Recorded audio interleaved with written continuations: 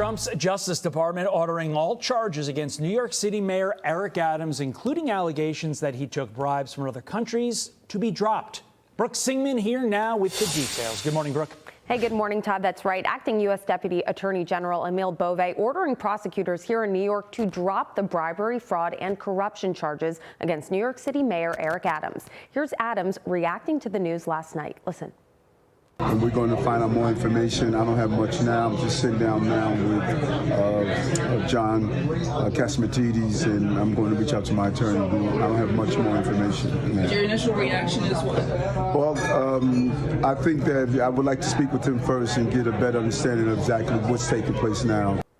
The acting deputy attorney general who made the move believes the original charges may have been politically motivated. He wrote in his memo, quote, "It cannot be ignored that Mayor Adams criticized the prior administration's immigration policies before the charges were filed. We are particularly concerned about the impact of the prosecution on Mayor Adams' ability to support critical, ongoing federal efforts to protect the American people from the disastrous effects of unlawful mass migration and resettlement." So here is a look at the charges Adams was facing, which included counts for allegedly accepting campaign contributions from foreign nationals, as well as counts of soliciting and accepting a bribe.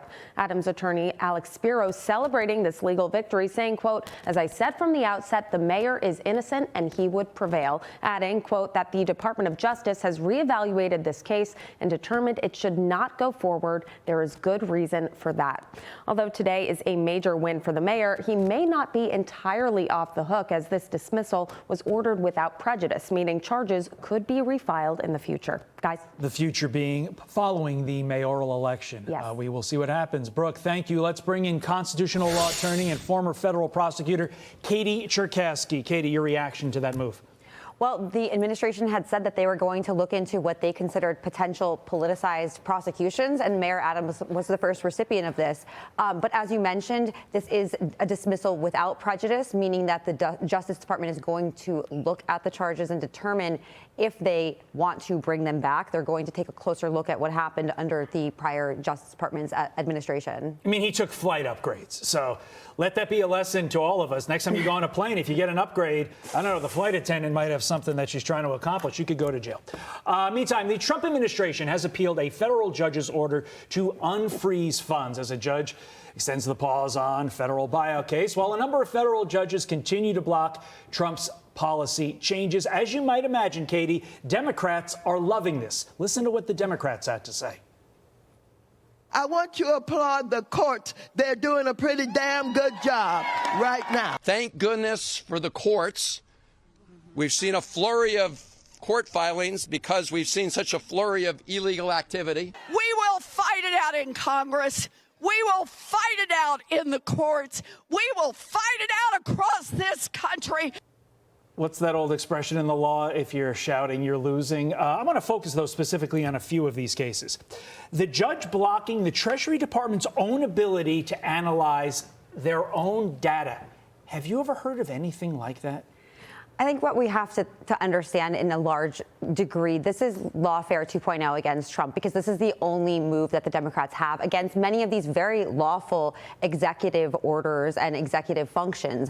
And so these courts and the decisions that are being made are kind of on dubious legal ground in many respects. The executive's authority is something that the courts usually defer to, and many of these orders obviously incorporate the executive's authority over their own agencies. And so as we move ahead here, sure, they can issue these preliminary injunctions at these lower levels, but that doesn't mean that they're not going to lose in the long run. I mean, let's take a look at the buyouts case, right? Trump offered these individuals buyouts. They voluntarily took these buyouts, basically getting paid 8 months to not work. They're not being forced to take these buyouts, yet a court steps in. Where's the harm that is required under the law for a court to step in all litigation that we have in our system of jurisprudence, Katie? Well, I think that's kind of the big picture that you want to look at as well. And of course, the executive, the president is in charge of the executive branch, has authority over federal employees. And generally speaking, again, the court should be deferring to that executive authority when they're looking at whether a president has overstepped their bounds. And in these cases, I think that that's very dubious legal reasoning.